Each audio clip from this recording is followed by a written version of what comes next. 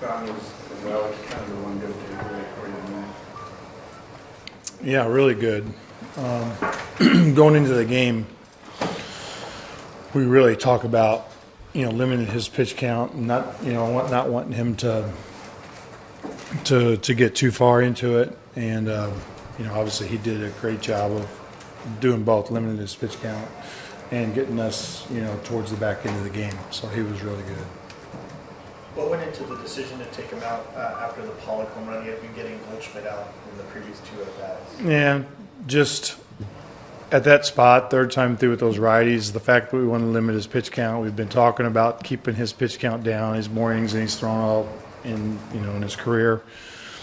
Just wanting to hold him down, and really through that part of the lineup, Goldschmidt, Pollock. I really kicked myself for letting him have Pollock, but at that point, as good as he's pitching, you can only take him out.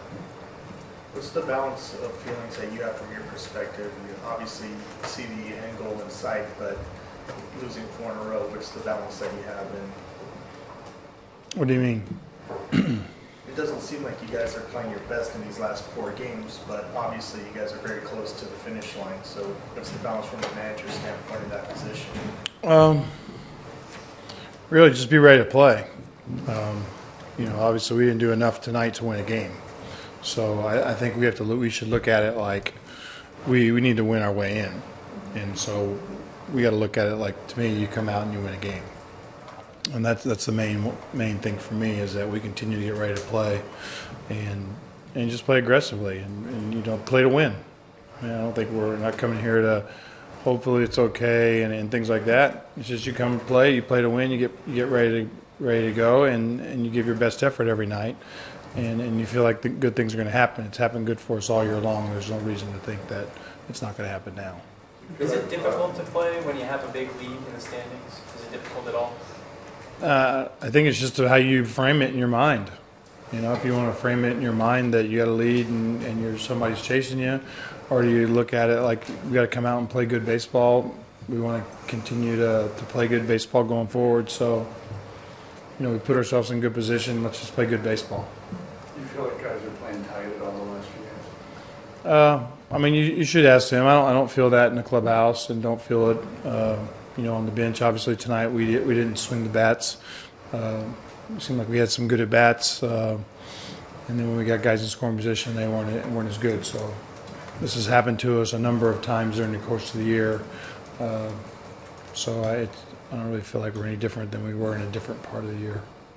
You feel frustrated by not catching it early? It seems like a lot of these games you got a lot of guys on and just not getting a lead, I guess. Not really. Obviously you want to win and you want to score runs, but no more frustrated right now than I am all through the year when you leave runners and things like that. I think the things that are frustrating are when you get guys in, and don't execute. Basically, get guys in from third, things like that. Those are the kind of runs that you feel like that you should get, and they can kind of change games. So when we don't do that, that's a little frustrating, but not more frustrating right now than it is 3 weeks ago, a month, spring training.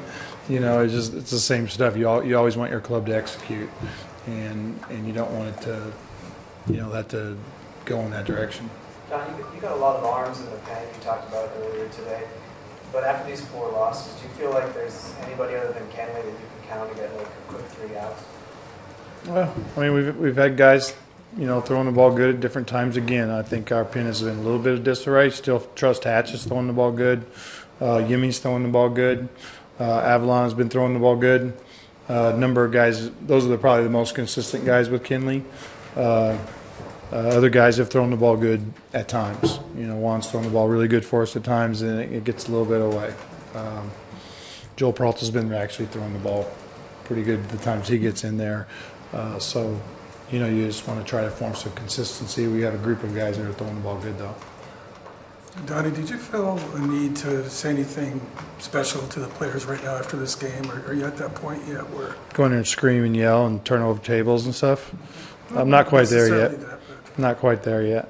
Okay. Our guys, we've been through this. I came home after Pittsburgh. The sky was falling. You know, everything was going bad. We're all ready to panic. We kept going. We put wins together. We go on the road. We go somewhere else. Houston, we lose. You know, go to Oakland and Houston, get swept, and sky's falling. We're not going anywhere, and we right the ship. So we got a lot of character in that clubhouse. There's guys that care.